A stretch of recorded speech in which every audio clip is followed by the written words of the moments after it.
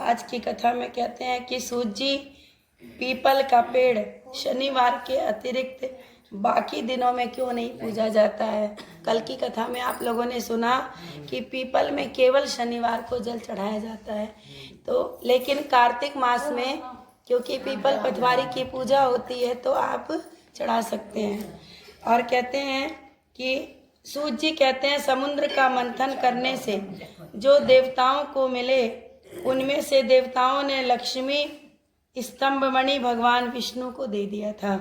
और विष्णु भगवान जब श्री लक्ष्मी जी से विवाह करने को तैयार हुए तो लक्ष्मी मैया ने कहा कि प्रभु मेरी एक और बड़ी बहन है, और सनातन धर्म का रिवाज है जब तक बड़ा भैया बहन होगी तो छोटे का नहीं हो सकता। तो बोले जब तक उसका ब्याह नहीं आप करवाते हैं तब तक आपकी लाइन क्लियर नहीं होगी। अब उसके बाद कहते हैं पहले आप मेरी बड़ी बहन का विवाह करवा दीजिए। सूत जी कहते हैं लक्ष्मी जी के वचन को सुनकर भगवान विष्णु ने लक्ष्मी जी की बड़ी बहन का विवाह उद्यालक नाम के ऋषि के साथ करवा दिया।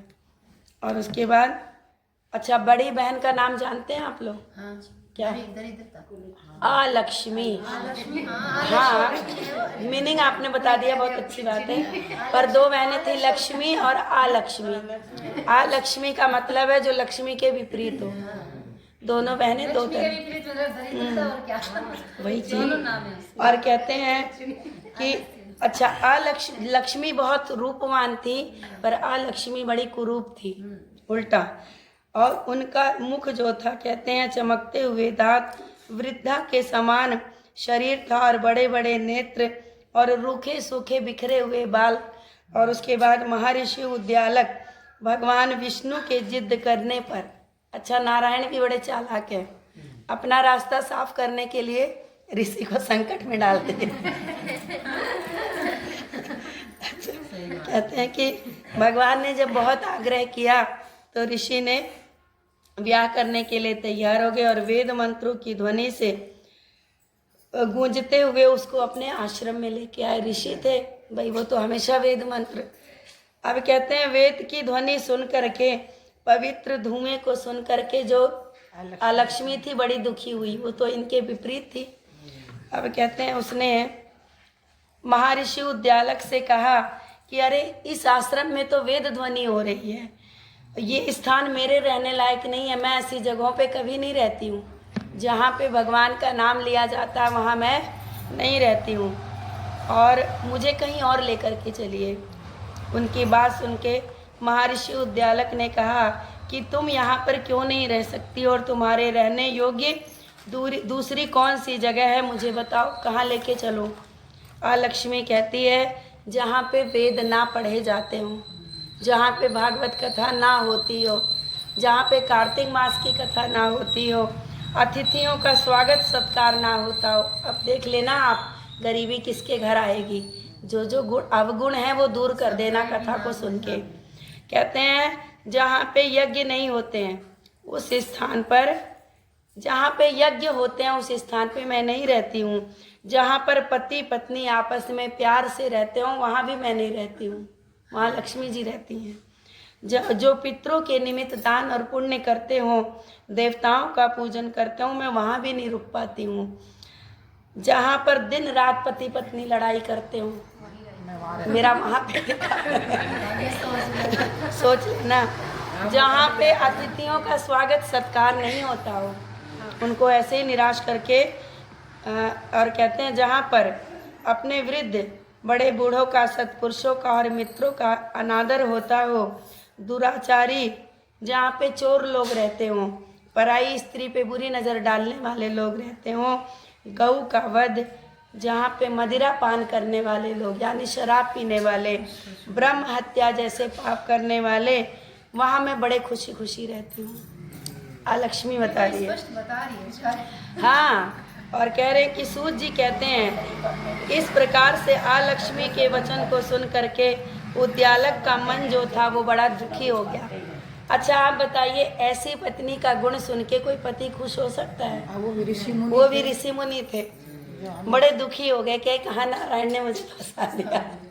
अब उसके बाद कहते हैं कि ये सब सुन करके बड़े चुप हो गए और थोड़ी देर के बाद कहा कि अच्छा अब मैं तुम्हारे रहने के लिए कोई जगह ढूंढता हूँ कि जहाँ तुम आराम से रह सको, और जब तक तुम्हारे लिए मैं जगह ना ढूंढूं तब तक तुम इसी पीपल के वृक्ष पे निवास करो। कोई अच्छी जगह देख के आता हूँ तब तक। वो तो छुट्टी पाने चाहता था। अब भाई क्या करे। सूत जी कहते हैं महर्षि उद्यालक उसे पीपल के वृक्ष के नीचे बिठा करके और वो जगह ढूंढने के लिए चले गए कि इसको कहाँ पे बिठाया जाए। और कहते हैं लेकिन बहुत समय तक जब वो प्रतीक्षा करने पर भी ऋषिवर वापस नहीं लौट के आए, कोई जगह ही नहीं मिली, क्योंकि सतयुग था उस समय, कोई ऐसी जगह नहीं थी। तो अलक्ष्मी जी जो थी वो जोर जोर से रोने लग गई। अब देखो बहनों का प्यार ऐसा होता है। अब जब वो इतना जोर से रो रही थी तो लक्ष्मी जी कहती हैं प्रभु से कि अब आप जाइए, देखिए क्यों रो रही है मेरी बड़ी बहन, उसको चुप कराइए जाके। और पूरी तरह से वैकुंठ तक आवाज़ आ रही थी और भगवान विष्णु से कहा कि प्रभु मेरी बड़ी बहन अलक्ष्मी के पति ने उनको त्याग दिया, इसीलिए वो दुखी हैं। हे नाथ, यदि मैं आपकी प्यारी पत्नी हूँ यदि हूँ तो आप इसे आश्वासन देने के लिए आप उसके पास चले जाइए, आप अलक्ष्मी के पास जाइए। विष्णु भगवान कैसे करे तू मेरे को प्रिय नहीं है, फंसा लिया। तो ये संसार की औरत भी तो यही कहती है कि मुझे इतना सा भी मानते हो तो ये कर दो। बेचारा क्या करे, अगर कहते नहीं मानता तो रोटी नहीं मिलेगी और मानता है तो करके दिखा, यही सबसे बड़ा हथियार है औरतों का। अच्छा उसके बाद कहते हैं अब भगवान क्या करें। कहते हैं कि पत्नी की प्रार्थना को सुनकर कृपा सिंधु भगवान लक्ष्मी जी को साथ लेके उस पीपल के वृक्ष के पास जाते हैं और कहते हैं कि हे लक्ष्मी, इस पीपल की जड़ में तुम सदा के लिए निवास करो, यही स्थान है तुम्हारे लिए, और क्योंकि मेरे ही अंश से इसकी उत्पत्ति हुई है, इसमें मेरा निवास है, भगवान विष्णु का निवास है।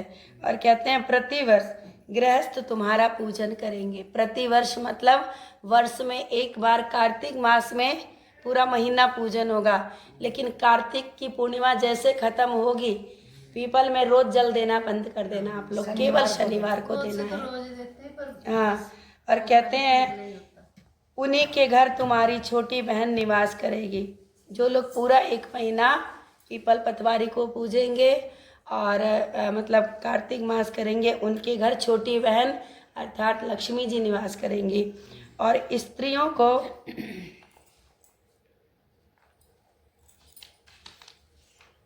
विविध प्रकार के उपहारों से पूजन करना चाहिए। मनुष्यों को चाहिए कि धूप दीप और गंध आदि से पूजा करें, लक्ष्मी जी उन पर प्रसन्न होती हैं। सूत जी कहते हैं भगवान श्री कृष्ण सत्यभामा तथा पृथु और नारद का संवाद तुमको सुनाया, जिसको सुनने से मनुष्य के सभी पाप नष्ट हो जाते हैं और वैकुंठ की प्राप्ति होती है। अब और क्या जानना चाहते हो। सूत जी की बात सुनकर सौनादिक ऋषि बड़ी देर के लिए प्रसन्न चित्त से वहाँ पर बैठे रहे और फिर बद्रिका आश्रम चले गए। जो प्राणी इस कथा को सुनते हैं, दूसरों को सुनाते हैं, इस संसार में संपूर्ण सुखों को प्राप्त करते हैं। बोल लक्ष्मी नारायण भगवान और अब एक दिन